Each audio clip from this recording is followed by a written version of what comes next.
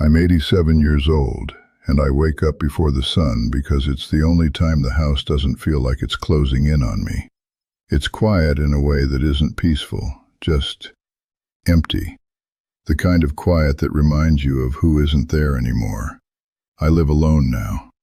Have for a while. Long enough that the silence has started to sound familiar. People sometimes ask me how I've stayed this healthy. They say it with a kind of surprise, like they're trying to solve a puzzle. 87, living alone, still walking without a stick, still cooking my own meals, still remembering where I left things. I tell them it's the mornings. Not because I read it somewhere, I didn't. Most of what I know now came too late to be useful. But the mornings, they're what I have left to get right. I wake up slowly, not by choice. My body doesn't rush anymore. There's a stiffness that wasn't there before. It feels like my bones need convincing. I sit on the edge of the bed for a minute or two, sometimes longer. I look at the wall across from me. There used to be a photo there. I took it down after she died. I thought it would make things easier. It didn't. The first thing I do is stand up without reaching for anything. No wall, no table, just my legs. I've been doing that for years now. I don't rush it. I just stand and let my balance settle. There was a time I didn't think about balance at all. You don't when you're younger. You assume your body will follow you wherever you go. It doesn't always. I learned that watching other men my age start to fall. Small falls at first, then bigger ones. Then they stopped coming outside altogether. So I stand, every morning, slowly, carefully, reminding my body that it still belongs to me. After that, I walk to the kitchen. No lights. I know the way. I've walked it in the dark so many times I could do it with my eyes closed. I drink a glass of water before anything else. Not tea, not coffee, just water. It wasn't always like that. In my 40s, I used to wake up already thinking about work. I'd go straight to the newspaper, then to the phone, then out the door. I didn't notice thirst back then. Didn't notice much, if I'm honest. There was always something more important. Deadlines, meetings, people who needed answers. I thought that was what a good life looked like. Being needed. I didn't realize there were different kinds of need. Some of them don't announce themselves. They just sit quietly in the background, waiting. By the time you hear them, they've already been waiting too long. I drink the water slowly now. I stand by the window while I do it. The same window she used to stand by. She liked mornings. Said they made her feel like she had another chance at something, though she never said what. I didn't ask. That's something I notice now. All the questions I never asked. You think you'll have time later, when things slow down, when you're not so busy. But later is a word that gets smaller the older you get. After the water, I move a little. Nothing complicated, just simple stretches. My arms, my back, my legs. I don't count. I don't time it. I just move until it feels like I've woken up properly. There was a man I used to work with, strong fellow, played sports well into his 50s. He stopped moving after he retired, said he'd earned the rest. Within a few years, he could barely get out of his chair. I remember visiting him once. He laughed it off, said, "This is what happens." I nodded, like I understood. I didn't. Not then. Now I think about him when I stretch. Not out of fear exactly, just recognition. The body doesn't forget neglect. It keeps a quiet record. My fourth habit is the simplest one. I make my own breakfast. Nothing special.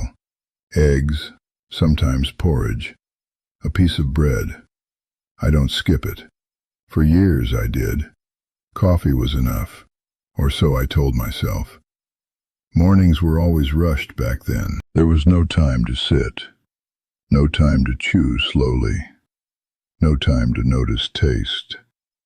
I remember my wife telling me once, "You eat like someone's going to take it away from you." I laughed, said I had places to be. She didn't say anything after that, just kept eating the way she always did. Slowly, quietly. She finished her meals. I finished my day. It took me years to understand the difference. Now I sit at the table, same chair every morning. I eat slowly, not because I'm trying to be careful, but because there's no reason not to. Time moves differently now, or maybe I just see it differently. The last thing I do each morning is step outside, even if it's cold, even if it's raining lightly. I step out and stand there for a few minutes. There's a tree across the street. It's older than I am, I think. I've watched it change over the years. Leaves come and go. Branches break and grow back. It doesn't hurry. It doesn't worry about what it used to look like. I used to think about the future a lot. Plans, goals, what came next. Now I think about the past more than I'd like. Not all of it, just certain parts. The quiet ones. The mornings I left early without saying much. The evenings I came back too tired to listen. The times I chose work over sitting down with her, even when she asked me to stay. She didn't ask often. That's the thing about patient people. They don't demand your attention. They wait for it. And if you don't give it, they learn to live without it. By the time I noticed the distance, it had already settled in. We were still married, still living in the same house. But something had gone quiet between us. Not in a loud, dramatic way, just less talking, less sharing, more routines. I told myself it was normal, that this is what happens over time. Maybe it is, but I think now that I had more to do with it than I admitted. She got sick in her 70s. It wasn't sudden. It started small. Tiredness, then doctor visits, then more visits. I was there, of course. I drove her, sat in waiting rooms, listened to the doctors. I thought I was doing what I was supposed to do. But even then, I didn't ask the right questions. Not the important ones. Not the ones that mattered to her. There was a night not long before she died when she said, "We didn't talk much, did we?" She said it without anger. That made it worse. I told her we talked plenty. I tried to list things, trips we took, people we knew. She just looked at me. "You were always somewhere else," she said. I didn't have an answer for that. I still don't. She died a few weeks later, quietly, in her sleep. There were things I meant to say, questions I meant to ask, time I thought we had. It turns out you can live with someone for decades and still leave things unsaid. That's what I mean when I say the mornings matter. Not because they fix anything, they don't, but they're the only part of the day where I feel like I'm not repeating the same mistakes. I move my body because I didn't pay attention to it before. I drink water because I ignored what I needed. I eat slowly because I rushed through too much. I stand outside because I spent years inside my own head. None of this brings her back. None of it changes what I missed. People think health is about adding years. At my age, it feels more like trying not to lose what's left too quickly. There's a difference. I don't follow any program. I don't read about longevity. I just try to stay present in the small things. Because the small things are what I overlooked before. If you're listening to me, I'm not going to tell you what to do.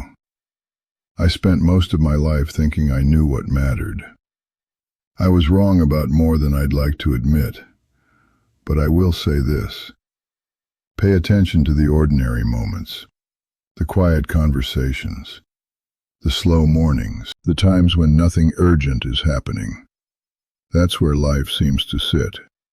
Not in the big events, not in the achievements, in the pauses. I didn't see that when I had time. Now time is different. Shorter, yes, but also clearer. I know I won't be here much longer. That's not a complaint, just a fact. The house will belong to someone else one day. The chair I sit in, the table I eat at, the window I stand by. All of it will go on without me. That used to bother me. It doesn't as much now. What stays with me are the things I didn't give enough of myself to. Not work, not money, not success. Just attention, presence. I don't have a way to correct that anymore, so I wake up early. I stand. I drink my water. I move. I eat. I step outside. And for a little while each morning, I feel like I'm living properly. Not perfectly, not completely, just properly. If there's anything worth holding on to, it's that feeling. It doesn't last all day, but it's enough to carry me through it. And at my age, enough is all there is.